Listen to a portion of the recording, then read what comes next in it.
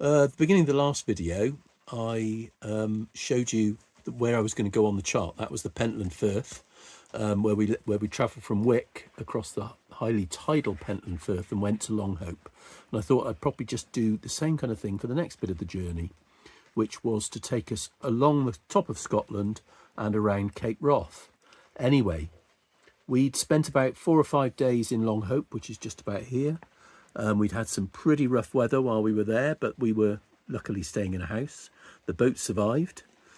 And then we set off down Longhope, had a lovely sail, gentle sail, up here, round Lyonesse, the Isle of Flotter here, Farra, and then up to Stromness, which is like, I guess it's Orkney's second city, Kirkwall being the main Kirkwall over here being the main capital, if you like, of Orkney. Lovely place, Stromness. We stayed the night, had a meal out, and the next morning we set off to do a long journey to a place called Loch Erible, which I'll show you in a minute. But first of all, we had to transit Hoy Sound. The tide was exiting. We left a little bit late, actually, a bit later. It was the time I thought was the right time to leave, but we were a little bit late because the tide was already rushing out. There was a wind blowing in, and there was some really quite nasty overfalls and waves as we were going out that you'll see on the video. However, having got past that bit, when we got out to about here, the sea died down quite a lot. We were able to have a reasonable kind of trip out. We could look down to the Old Man of Hoy, just here, the famous sea stack. And then we had a really long journey, 50 miles, 10 hours, coming across pretty much nothingness, all the way down here to Loch Erible. All along this bit of coast here, all the way along here, there is no real safe harbours until you get to here, which is Scrabster, which obviously is almost back to where we'd started. And so getting to Loch Erible was the first safe place we could go. And we went into a place called Rispond Bay, which is just about here. A little tiny bay behind an island, reasonably sheltered, but quite a lot of swell coming in. So we were rocking around all night. And we were there, we didn't want to go any further down the loch because the next morning when we got up quite early, we wanted to take the tide around Cape Wrath, the frighteningly named headland. It turned out not to be as frightening as I expected, or at least not on the day we did it. It was actually not as rough as it had been when we were coming across the day before, the long journey. And we were headed round Cape Wrath, which, to be fair, the cliffs along here are majestic. They're the highest cliffs in the UK, sheer cliffs. So they were quite impressive. And having got around Cape Wrath without too much trouble, we were heading for the first safe port of call, which is a place called Kinlochbervie, which is in that little, it's very small on here, that tiny little indentation there is a very kind of sheltered harbour. We went in there and we stayed there for 2 days.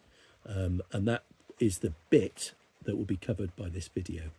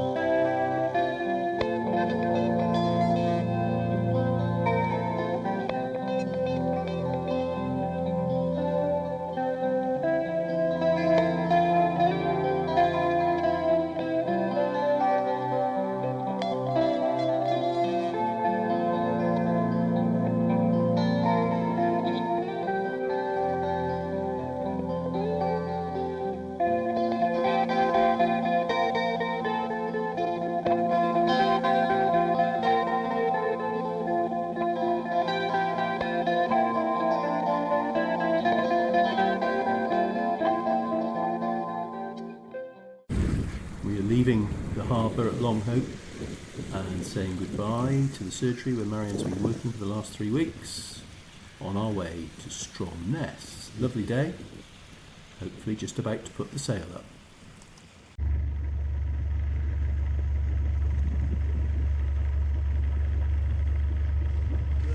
Tonight. Orkney's in the sunshine. Just left Longhope. Let me introduce the new crew. This is Jean, that is my wife. She flew up about a week ago, and we've been staying together with Stephen, who you've already met, and Marion, who's there, just waving goodbye to her surgery. So we're in Long Hope Sound. We're only going to Stromness today. We are sailing very slowly, but we are sailing, and it's very peaceful. It's even warm today. Perhaps not Mediterranean warm, but it's certainly warm for Orkneys. Beginning to wish I didn't have a thermal underlayer on. So a couple of hours, well, longer at this speed, but a couple of hours up to Stromness, where we're staying the night. Go out for a beer. I know they sell real ale in Stromness, so I should be having a pint of proper beer. Do some shopping, and then tomorrow morning we are off for Loch Eriboll, which is a goodish 10-hour trip across the top of Scotland. But the wind gets up later in the trip, and here we are doing 6.2 knots on our way to Stromness. Still a lovely day, a great day's sail.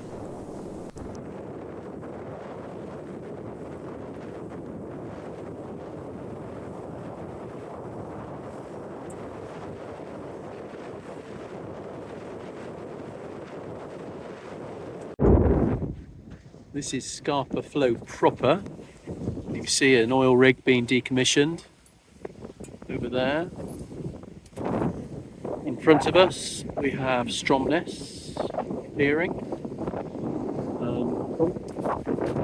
And over here you can see the island of Hoy, the most dramatic of the islands of Orkney, much higher cliffs, hills and mountains on Hoy. Lots of other islands as well.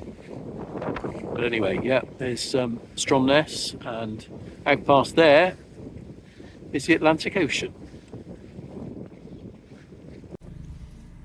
And here we are in a very peaceful Stromness marina.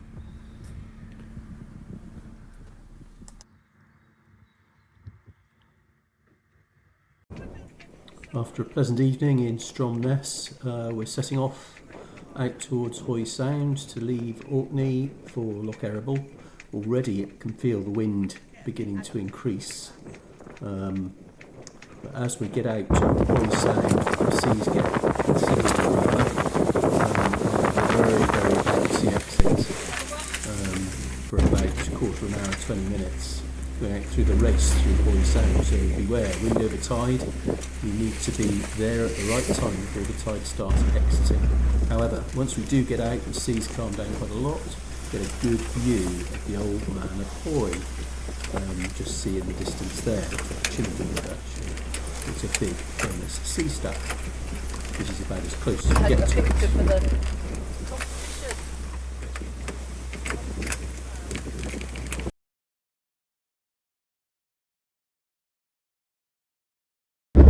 Well, we've had a pretty miserable trip today. We had a bit of the day that was pleasant. The sun has been out. We're banging into a big sea. We had a bit of a time when we were sailing very fast. And now it's blowing kind of 17 to 20 knots. It's still on the nose. We're nearly at Loch Eriboll. The size of the cliffs around here are absolutely enormous. The scenery is pretty impressive. But we've got a bit wet, a bit salty, and we'll be very glad to get in. This is the entrance to Loch Eriboll here. Poor old Stephen just had a very large wave dumped over him. In fact, we all got dumped on a bit, but he was out by the wheel, so he got the worst of it. Absolutely drenched. Luckily he had waterproofs on, but need to wash his hair now, full of salt. There's some amazing caves here, sea caves along here, arches. This is Whiten Head. So we've arrived in Loch Eriboll, and we're in a little place, a bay called Risbond Bay. Quite small actually, and means that we're swinging fairly close to rocks, but it's pretty deep. The scenery is spectacular. There's still quite a breeze blowing at the moment, though that is meant to drop later on this evening, so hopefully we'll have a quiet night. That big headland we came around earlier on that you can see there sticking up over the island is Whitehead. Whitenhead. And there are some amazing stacks and cades that you might just be able to make out. We came really close to them, amazing cades all along there. We haven't gone deep into the loch, so we're still quite close to the entrance. Because at the moment, although I'm trying to confirm this with Terry, my friend, because we've got very poor 4G signal here, it looks as though there might be a window in the morning for us to get round Cape Wrath and into Kinlochbervie. Up again. Kinlochbervie has a marina, or a little marina, or at least pontoons, very well sheltered, plus showers, water, power, and all the other trappings of modern life. So at the moment we're thinking we will do that. We'll have to leave quite early in the morning to get around Cape Wrath, and I'll be very pleased to leave that particular cape behind me. We are off. This is the morning for Cape Wrath. Had a rather rocky night, as you can see. It's still rocky here, but not too bad, and now we're off out to get slack water at Cape Wrath.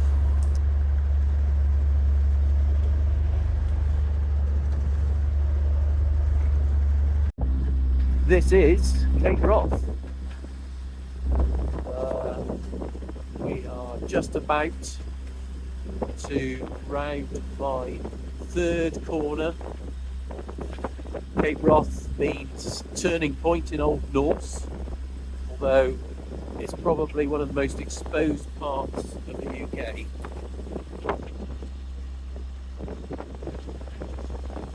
Wonderful scenery, loads of puffins and bird life.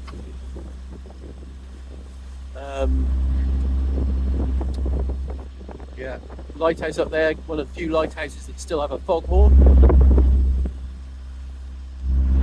And we just see another island appearing beyond it. So that's been a stress point, as well as the Pentland Firth. I'm hoping stress now reduces for a while, although it's pretty exposed as we go down now towards and down the west coast of Scotland, but inside the Outer Hebrides. So after a bit we'll get a bit of protection from the biggest of swells from those. Anyway, weather's not too bad today, a bit of a window. I think it's going to be a bit windy again tomorrow. Then we get another few days of calm before next weekend it turns really windy again for another spell, so I may get storm-bound somewhere again. But anyway, we're not too bad, we're pretty much on target as far as time's concerned. Anyway, Cape Wrath, turning point, my third corner.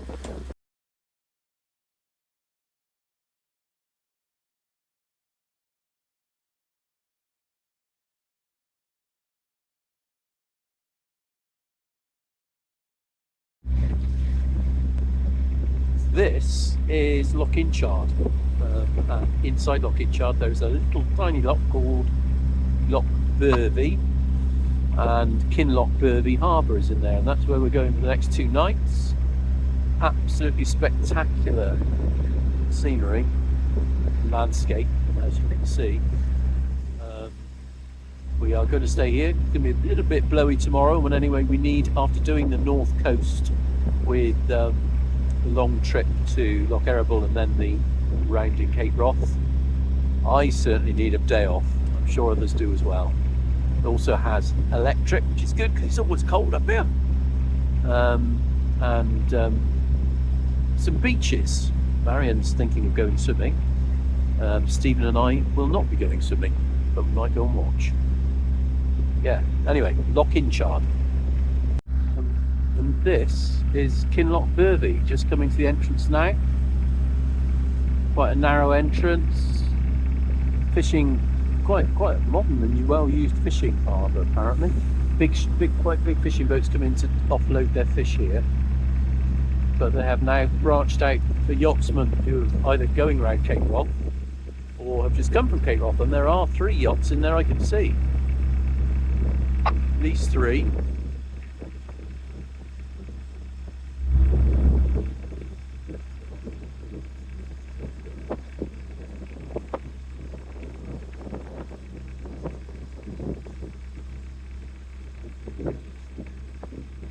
Got the phone mast up there, so we've got full 4G.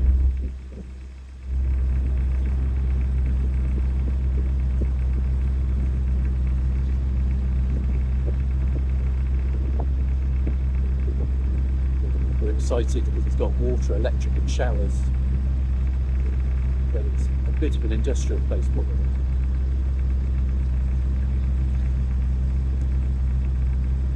Anyway, Kinlochbervie. I must put the phone down, but they'll be in a minute.